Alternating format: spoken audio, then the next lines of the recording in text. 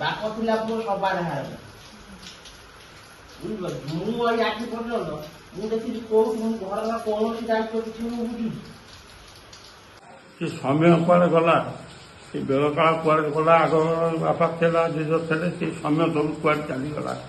ଆଗକୁ ବୟସ ହେବାକୁ ଭାରି ଭୟ ଲାଗୁଛି। ଏଇ ଯୋଉ ରାସାୟନିକ ଖାଦ୍ୟ ଖାଇ ଭାରି ଭୟ ଲାଗୁଛି। କଣ ଭୟ ଲାଗୁଛି ତମକୁ? ଏଇ ସବୁ ଜିନିଷ ଆଗ ଯେମିତି ଆମକୁ ଭରପୁର ଲାଗୁଥିଲା, ଏବେ ବି ବହୁତ କଷ୍ଟ ଲାଗୁଛି। ବୟସ ହେଲାଣି ଆଉ ପତର ତ ଝଡ଼ିଲାଣି ଆଉ ସବୁ ତ ଗଛର ଯେମିତି ଗୋଟା ଜୀବନ, ଗଛଟାକୁ ବୟସ ହେଲେ ଯେମିତି ଗଛ କେତେବେଳେ ଦୋହଲି ପଡିବ, କେତେବେଳେ ଡାଳ ଭାଙ୍ଗିବ, କେତେବେଳେ ପତର ଧରିବ, ନିଜେ ମୂଳରୁ ଉପୁଡ଼ିଯିବ। ଏଇ ଚିନ୍ତା ନା ଆଉ କୋଉ ଚିନ୍ତା? ସେମିତି ବୟସ ହେଲେ ସମସ୍ତେ, ଆମେ ବି ସେମିତି ଦିନେ ହବା ଆଉ ସେଇଗୁଡା କାହିଁ ଚିନ୍ତା କରୁଛ? ଆଉ କଣ ସବୁଦିନ ଗଛ ମଜବୁତ ହେଇକି ରହିଥିବ? କଣ ବୟସ ହେଲା କହୁଛ? ତାଳ ଗଛର ତଳ ବାହୁଙ୍ଗା ଦେଖିଛୁ, ସେ ସବୁବେଳେ ଏମିତି ହଲୁଥିବ, ଉପର ବାହୁଙ୍ଗା ସବୁ ଠିଆ ହେଇକି ରହିଥିବ। ସେମିତି କେତେବେଳେ ଆମକୁ ବୟସ ହେଲା ବଳଙ୍କା ଆମେ ଯେ ତାଳ ବାହୁଙ୍ଗା କମ କେତେବେଳେ କଟିଯିବୁ, ତା ହିସାବ ବି ଠିକ ନାହିଁ। ବାପା ବୋଉ ସକାଳୁ ଏଇ କଥା ବସିକି ହଉଛ? ସକାଳଟାରୁ କାହିଁ ସେଇ କଥା ଅଯଥା କଥା ବସି ଚିନ୍ତା କରୁଛ କହିଲେ? ଆମେ ଅଛୁ ତମ ପାଖରେ। ତମେ ଆମକୁ ବୁଝେଇଲେ କଣ ହବ? ଆଉ ଜନ୍ମ ଦିନେ ମରଣ ବି ଦିନେ, ଦିନେ ସଂସାରକୁ ଆଇଛୁ, ପୁଣି ଦିନେ ସଂସାରରୁ ଯିବୁ। ଏଇଆ ଏଇ ମୋହ ମାୟାରେ ବାନ୍ଧି ହେଇକି ରହିଛୁ। ବେଳେ ବେଳେ ଟିକେ ଭୟ ଲାଗୁଛି କେତେବେଳେ କେମିତି କଣ କୋଉଠି ହେଇଯିବ କି, ସେଇ ଭୟଟା ଲାଗୁଛି। ନହେଲେ ଜନ୍ମ ମୃତ୍ୟୁ ଦିଟା, ସେ କେବେ କାହା ପାଇଁ ଅଲଗା ହେଇନି।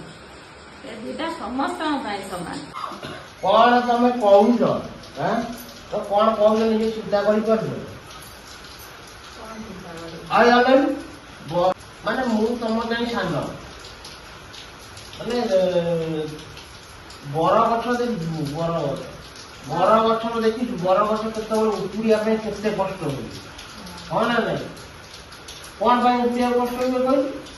କାହିଁକିନା ତା ଚାରି ବଳ ଯାକ ତାର ସବୁ ଓହଳ ତାକୁ ଜାବୁଡ଼ିକି ରଖିଥାଏ, ବୁଝିପାରିଲେ? ସେମିତି ତମେ ବା ବର ଗଛ ହେଲେ ଆମେ ତମ ଓହଳ ସବୁ ଚାରିପଟ ଯାକ ପୁରା କଥାର ନାହିଁ ଦେଖିଛୁ। ଡାକ ଥିଲା ପୁଅ ସବାରେ ହାରେ ବୁଝିପାରୁଛି। ମୁଁ ଏଇ ଆଜି ପର୍ଯ୍ୟନ୍ତ ମୁଁ ଦେଖିଛି କୋଉଠି ମୁଁ ଘରର କୌଣସି ଦାୟିତ୍ୱ କିଛି ମୁଁ ବୁଝୁଛି। ଖାଲି କେତେବେଳେ କଣ ହଁ ପଇସା ପତ୍ର ଦରକାର, ହଁ ସେତିକି କଥା ମତେ ବୁଝ। ବନ୍ଧୁବାନ୍ଧବ ଠାରୁ ଆରମ୍ଭ କରିକି ମାନେ ଯାହା ବି କାମ ମୁଁ କହୁଛି ଦେଖୁଛି, ମୁଁ କିଛି କହୁଛି ମୁଣ୍ଡ ବୁଲଉଛି। ଆରେ ବରଗଛର ତୁ ନମୁନା ଆମକୁ ଦଉଛୁ ଯେ, ଗଛ ଆଉ ମଣିଷ ଭିତରେ କେତେ ଫରକ। ବରଗଛକୁ ତା ଓହଳ ଚାରି ପାଖ ଯାକ ଏତେ ମଜବୁତ କରେ ଯେ, ଆରେ ତୁ ଭାବୁଛୁ କାଳେ ଏବେକା ପିଲାମାନେ ସବୁ ଯୋଉ ଅବିକା ଯୋଉ ମାନେ ପରିସ୍ଥିତି ଯୋଉ ହେଲାଣି, ବାପା ମାଙ୍କୁ ଆମକୁ ହେଇସାରିଲା ପରେ ତାଙ୍କୁ ପଚାରିବେ କି ନ ପଚାରିବେ, କି ଆମକୁ ପଚାରିବେ କି ନ ପଚାରିବେ? ଆମର ତ ଆଉ 9ଟା କି 6ଟା ପୁଅ ନାହିଁ, ଇଏ ଗୋଟାଏ ପୁଅ କୋଉ ଆମର, ଇଏ ପଚାରିବେ କି ନ ପଚାରିବେ? ସେଇ ଚିନ୍ତା ତମ ମୁଣ୍ଡରେ ପଇଥିବ, ନିଶ୍ଚିନ୍ତ ପଇଛି, କଣ ନାଇଁ କହୁ?